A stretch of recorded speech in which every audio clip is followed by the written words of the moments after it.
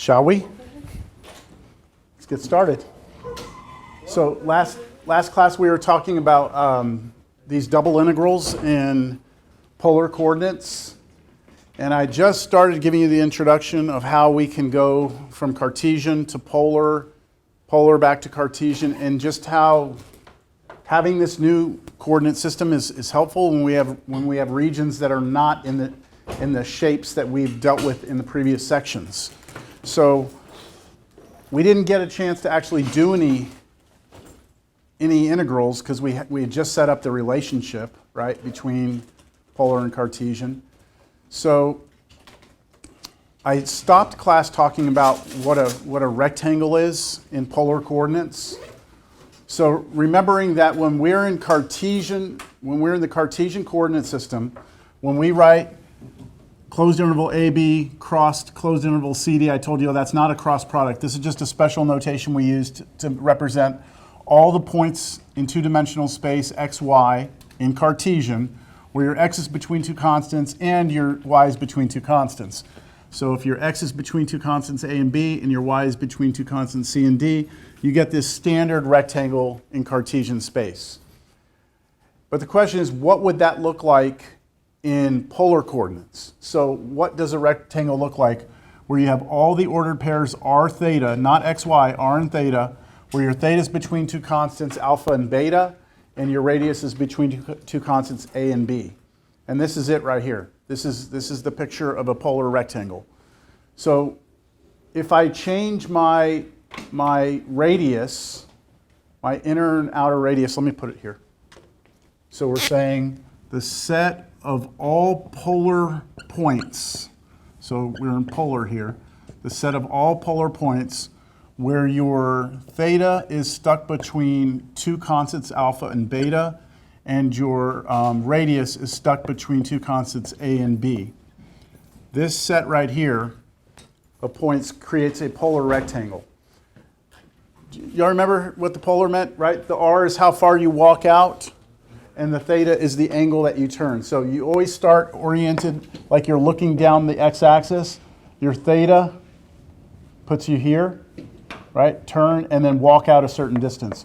So for this particular picture that you see here, what we're doing is we're starting, I should make this dotted. Let me start over. Do it this way. I'll use some colors. That angle is alpha.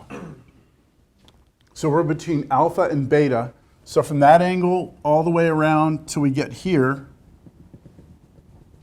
okay, so from here to here is alpha. From here all the way around here, that's beta. And then my radius is stuck between A and B. So my radius is the distance that we walk out. So if we walk out from here to here, that's A. And if we go from here, I'll do it, from here all the way to here, that's B. So you can imagine that you can rotate to angle alpha, and then you can start at A and walk out to B. Everything in between there gives you like a little strip of points like this. And then you can rotate your angle a little bit more, and then you get another little strip, and then another little strip, and then if you fill all those strips in, you get this rectangle in polar coordinates. That's what it looks like. Another way you could do it, instead of doing that, is you could say, okay, walk out a certain distance to that point, and then once you're there, rotate through the angle between alpha and beta, and what you'll draw is these partial circles. Like draw that partial circle. Now walk out a little bit further, draw another partial circle. And then another partial circle. And if you put all those together, you still get that same region, right? Y'all know what graph paper looks like, right? Standard graph paper. That's Cartesian graph paper. If you go to the web and you just search polar graph paper, and I believe I may have included some in your file, in the files for the class. I believe I included this. But here's what polar graph paper looks like. That's what polar graph paper looks like. So like if you wanted to plot the point, let's say 3 pi over 3, then to graph it on this, what you would do is you'd start at the origin, you'd walk out 1, 2, 3, and then you'd rotate to pi over 3. Rotate to pi over 3, that's that point right there. See how that works? So instead of x and y, right, x and y, it gives you the r, the distance to walk out, and the angle to rotate to. All right, just showing you that. All right, so that's what a polar rectangle looks like. Pretty cool, huh? Because that's definitely, if we look at that in Cartesian, right? How do you define a region like that in Cartesian? It'd be very difficult, very challenging to define that region in Cartesian. Because it's not a type 1, it's not a type 2, it's obviously not a Cartesian rectangle, right? Okay, so double integrals. So I want you to remember that when we were doing the double integral, and please ignore these keyboards. When I copied and pasted that, I accidentally forgot to remove that. But remember when we were doing double integrals in Cartesian, the idea was that we had a surface, right? And we were going to do a region on the ground. So let me do this to support this here. We had some region on the ground, R. We had some surface up here. And if we imagine that surface there, just plugging these points up into that surface, right, we got whatever's up here, whatever that shape looks like up here. And then we were trying to find the volume of this thing, right? So what we did is we said, all right, let's look at that region on the ground. That region on the ground would look something like this. And then what we did is we cut it into an infinite number of little rectangles, and then we evaluated the function at that. So you just get this little box that would come up, and it would create this. Well, you have a rectangle on the ground, and you plug that some point in here into the function. It would give you the height of that box, and then you calculate the volume of that, right? And then we add them up with the integral. It requires two integrals, the double integral. So on the ground, the main thing I want you to understand is that, of course, this is just a function evaluated at some point, right? But this right here represented this little piece in yellow, this infinitesimal little patch on the ground, right? dA was just dx times dy, dx times dy, and that's why the integral has a dx and a dy. We needed two integrals, right? In polar, things are going to be a little different because our region on the ground, yes, it's just some arbitrary region, but a rectangle on the ground doesn't look like this anymore, right? It looks like a polar rectangle. So how does that change things? Okay, so here's how it changes things. If you take a look again at this region on the ground, right? Same picture we just had. I have some region on the ground, surface up here, this gets plugged in, we're trying to find the volume. But when I look on the ground, I can't draw a standard rectangle. I can't draw a Cartesian rectangle. I can draw a polar rectangle, right? Between two constants, it's a little polar rectangle. And that's what dA is. So we need to come up with a formula for that area, and it's not as simple as dx times dy anymore, is it? It's not so simple. So we have to figure out what this is. Well, first thing we want to notice is that this distance from here to here is just your change in radius. It's just dr, right? Just like with the Cartesian that I had above just a second ago. This was dx, right? And this was dy. So that's pretty simple that the distance from here to here is dr. The harder part is to figure out what this distance is, because it's arced, right? It's arced. So you have to go back to pre-cal. And in pre-cal, you learn this formula for like a pizza slice.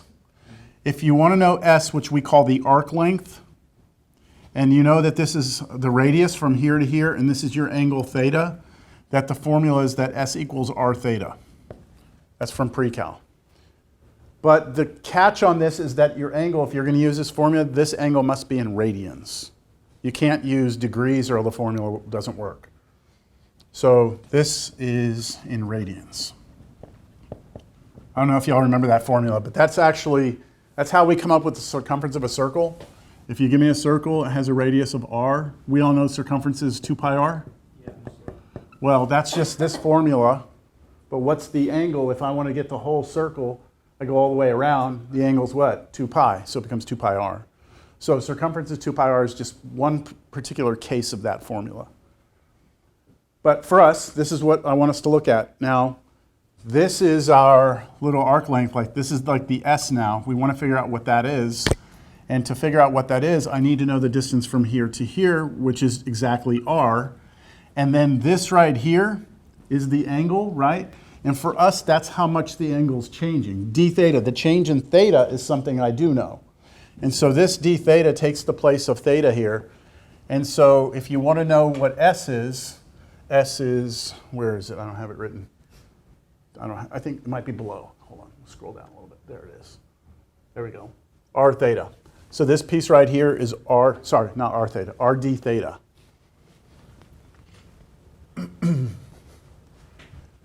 So does anyone have any problems with what I just did? Because this is, we could argue about this, the next step. Because I'm about to claim right now that dA is going to be R d theta times dr. I'm about to make that claim. And you should have a little discomfort with it. Because I'm claiming that the area of that red is just this arc length times this length. Do y'all buy that or not? Well, isn't the outside arc length?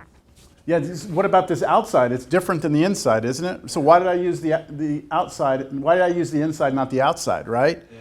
So I think you could argue with me that this is not exactly true unless you take the limit as this gets infinitesimally small. So like right now, this right here, I'm treating it like a rectangle. So I'm acting like this is a rectangle, aren't I? Kind of like acting like it's a rectangle. And they are not the same. They don't give you the same areas. But the whole idea of the integral is that you're gonna just like over here, this dx dy idea is that this is infinitesimally small, right? And so if I let this go infinitesimally small, the error, right? The error that I have between the red and the box, the rectangular Cartesian box, that error basically vanishes away to 0 because it all goes down to essentially almost a point, all right? Y'all all right with that then? Yes? Okay, sounds like you're going to buy it. You bought it. So Cartesian, we just have our surface, right, times dA, but dA was dx dy. In polar, what happens is that we're still in a double integral over some region, r, but our function must be in terms of r and theta. We have to convert the function into polar as well. How do we do that? I'll show you. It's not hard. And then dA now gets replaced with not just dr d theta, but r dr d theta. R dr d theta. And that's going to be the big thing here. Here's the formula, okay? At the end of the day, here's the formula. If you want to do a double integral over a polar region instead of a Cartesian region, so if you want to look at that region on the ground as being polar, because maybe it's more suited for polar, then you're completely free to convert from Cartesian to polar. You're free to go from Cartesian to polar. However, Cartesian to polar, here's polar. You're free to do that, but your double integral then becomes this. Your function, instead of being the function evaluated at x, you're going to have to evaluate it at r cosine theta. Remember, x is equal to r cosine theta? That's the polar. That's what x was. I drew the right triangle in class last time. So that's x. This is y. So all that means is you take your surface, whatever it is, that function, and you replace all your x's with r cosine theta. You replace all your y's with r sine theta. Okay, so you do that, and then you'll have, your double integral, you'll have d theta dr. Theta is going to have some restrictions, alpha to beta, and r is going to have some restrictions a to b. But do you see what's highlighted in yellow? That r appears in the formula, and that appears because of that s equals r theta formula. So anytime you go from Cartesian to polar, you're always going to have to insert an r into the new integral. And that's the step that most people forget. But in the history of teaching this class, my classes have done really good to not forget the r, all right? So let's do our first example. And let me write the formula down over here. Well, yeah, it'll be all right. Find the volume under z equals 3x plus 4y squared on the region bounded by x squared plus y squared equals 1, x squared plus y squared equals 4, with y being greater than 0. So we have a surface, right? Z equals this, right, which is some surface. And I want to know the volume underneath that down to the ground, but the region on the ground, right, the region I'm looking at is only the region bounded by those what? 2 circles, and then also y greater than or equals 0 means you're above the x-axis, right? Yeah. So let me start with the region that I'm integrating over, R. Let's draw it first. Remember, this is the ground I'm drawing, right? This is x, this is y. All right, so it's a circle of radius 1 and a circle of radius 2.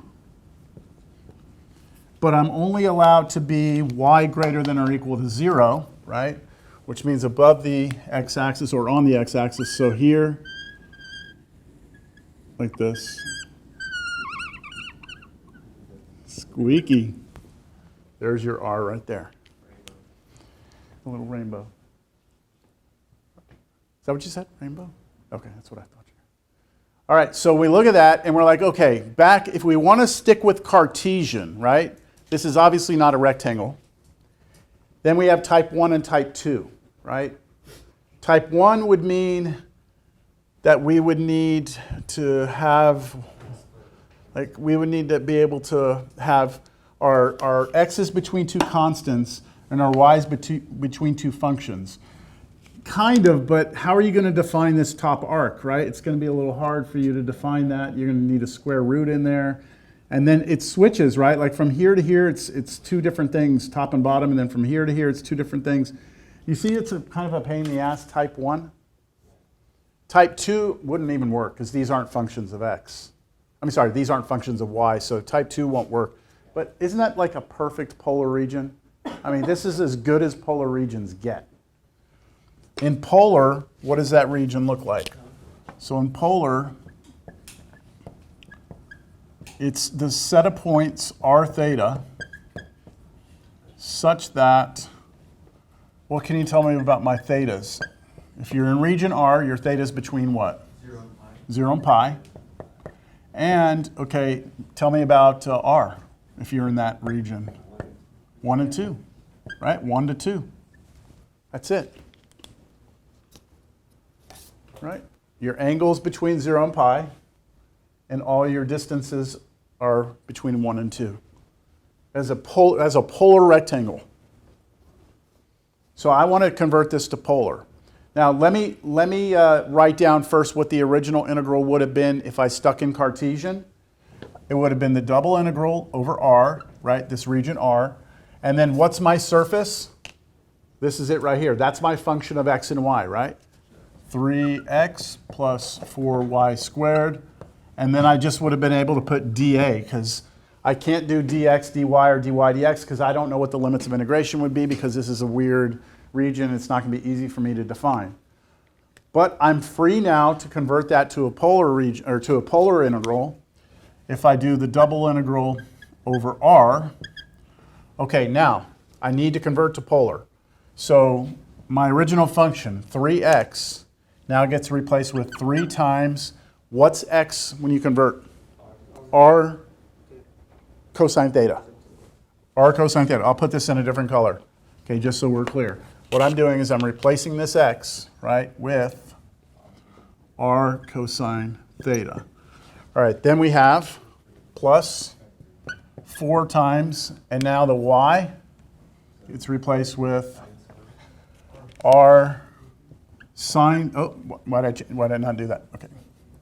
R sine theta, but then it's what? Squared. So R sine theta, and then I have to square that, right?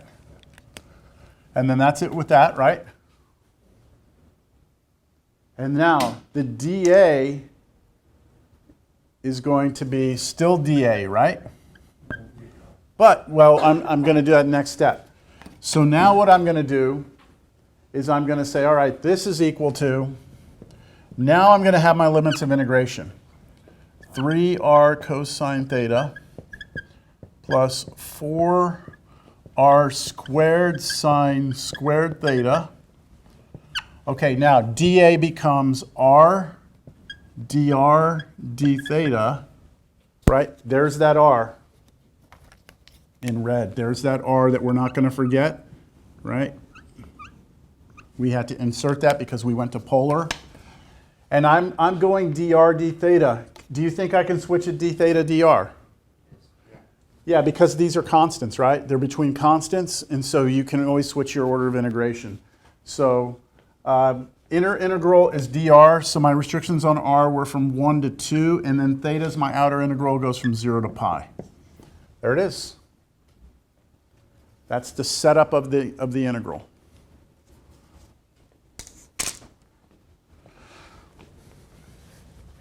Now I continue.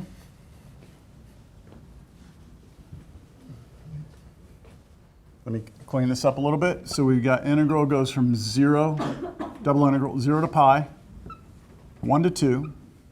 All right, that r that we had on the end, let's distribute it through. 3r squared now, right? Plus 4r cubed sine squared theta dr d theta.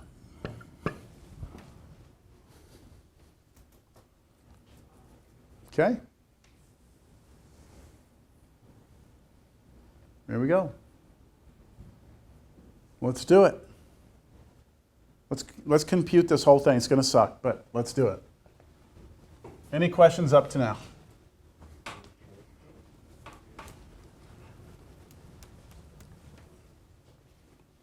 No? All right, so I'm going to integrate, do the inner integral first. So I'm going to do, okay, I need to take the antiderivative of this separate from this because there's addition. Antiderivative of that with respect to r. So the cosine theta is a constant, right? So the antiderivative of that. Just r cubed, right? Just r cubed. R cubed, but then we still have cosine theta. And then plus, okay, oh. It's almost like they made it to work nice, huh? R to the fourth. And then sine squared theta is a constant again, right? And we're evaluating this from what's 1 to 0? R or theta? We're doing r. R equals 1 to r equals 2. There we go, d theta.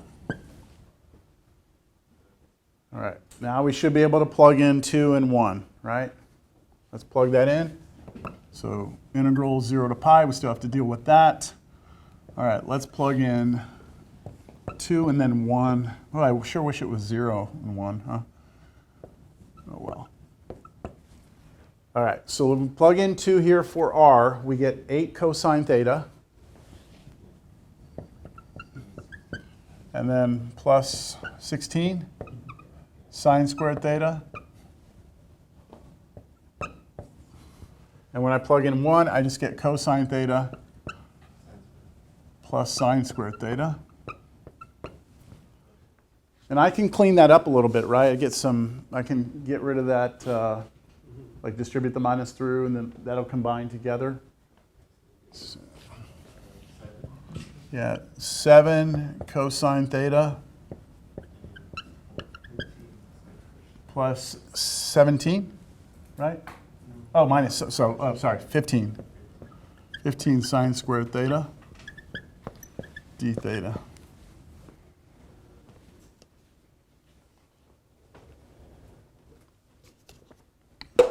All right, I can do these two integrals separately, right? These two separately. So what's the antiderivative of this? Sine, right? And then so let me write down what that would be. So that would be 7 sine theta, right? But we still have to evaluate it from theta equals 0 to theta equals pi. Agreed? That should give us 0. You plug in pi, what sine of pi? 0, plug in 0. So that's just going to go away completely. But then I have plus. Now, look, I still have to do this one, right? All right, I'm going to do the 15 on the outside of the integral Integral is going to go from 0 to pi. And I need to do sine squared. Y'all remember how to integrate sine squared?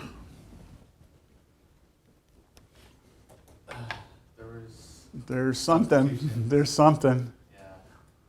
It's power reduced formula, or what's called a half angle identity. We rewrite sine squared as 1/2 times 1 minus cosine 2 theta. So we rewrite this. We rewrite that as 1/2 times 1 minus cosine 2 theta. That's just a formula from pre-cal. But you should have done this in Cal 2 as well. I mean, sorry, you should have used that a lot in Cal 2, where you had to use to take care of even powers of sine or cosine. All right, so I'm not doing an integral yet, right? This is just me turning it into this so I can then integrate it. Okay, that's going to go away, we said already. So 15 halves, bring the 1/2 out. Integral 1 minus cosine 2 theta d theta. And now I can do those individually.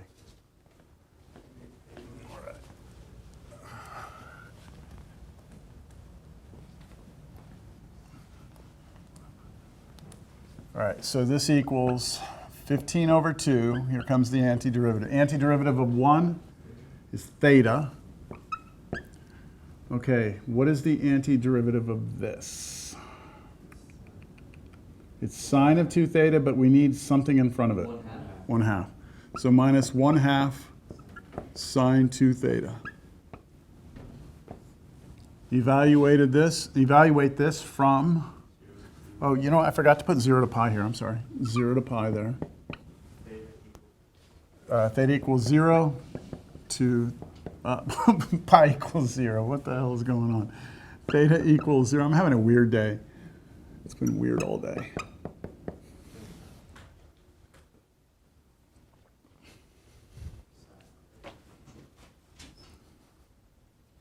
All right, let's plug in.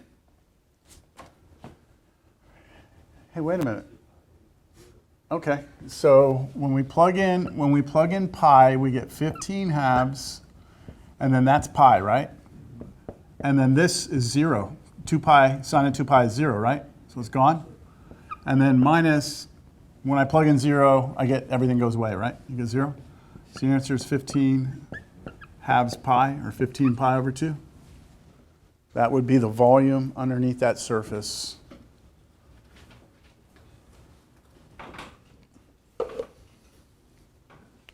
So that's a problem from the beginning to the end. That's everything. I won't do that for everything in here because it takes too long. But we just want to at least get to a point where we set up the double integral, right? Get it all set up in terms of polar, in the polar terms. Any questions? Can I move on?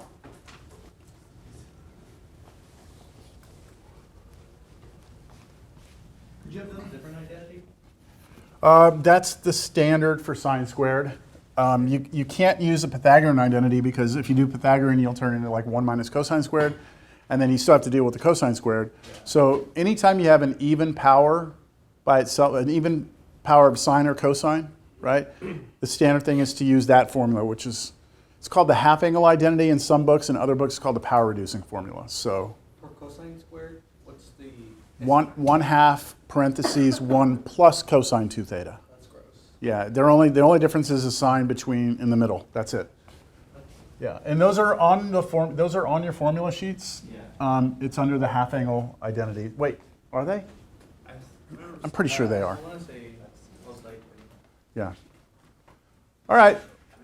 So here's what we just did, right? Here's the region on the ground, right? Here's that region in three-dimensional space. We had the surface that was sitting up above it, right? There was that surface. And if you plug in the points from the region on the ground into the surface, you get that shape.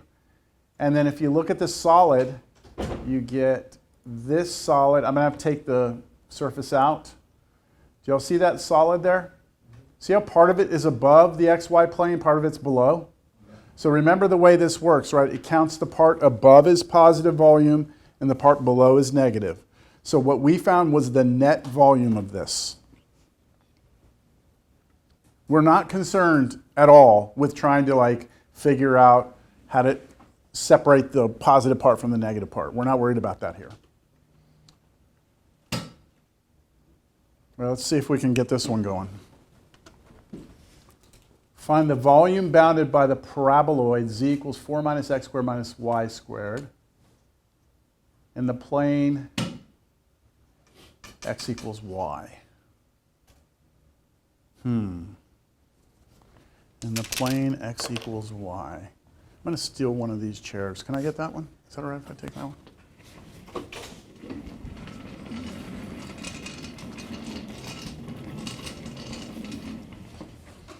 Now, it'd be nice if you know what that looks like. 4 minus x squared minus y squared. That's a paraboloid. Take away the y squared. Take away the y squared. What would 4 minus x squared look like? Parabola opening down, moved up 4, right? If you take away the x squared, it looks like a parabola opening down, moved up 4. So it looks like a parabola opening down, moved up 4 in one direction, then you go the other direction, the same thing, right? So it looks like a, I don't know, how do you describe that? Paraboloid? Should we try Desmos 3D? Let's try Desmos 3D. So z equals 4 minus x squared minus y squared. Is that what you were thinking? No. No? Y'all see it? It's like a bowl, basically, right?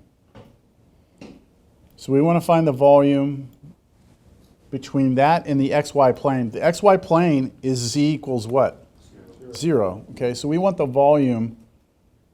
It's this thing, right? The volume of that top piece. We want that volume. Okay. Well, I think maybe the first thing you need to do is figure out what the domain on the ground is, right? Because you have a surface and you're trying to figure out the volume under that, so what's the domain on the ground, right? What does it look like? So you're trying to figure out what is this domain, call it R, what is it? Do we set z equals 0? Exactly, so you know that we're trying to figure out where it's on the ground, right? So we want to know when that paraboloid actually hits the ground, so that's when z equals 0. So if we just set z equals to 0 there, then we get 4 minus x squared minus y squared, right, equals 0. And just move things around, right? Move your x's and y's to the right, and then it's obvious that that's a circle of radius 2, right? Yeah. So that's what that R looks like on the ground. Right? And it's everything in there, right?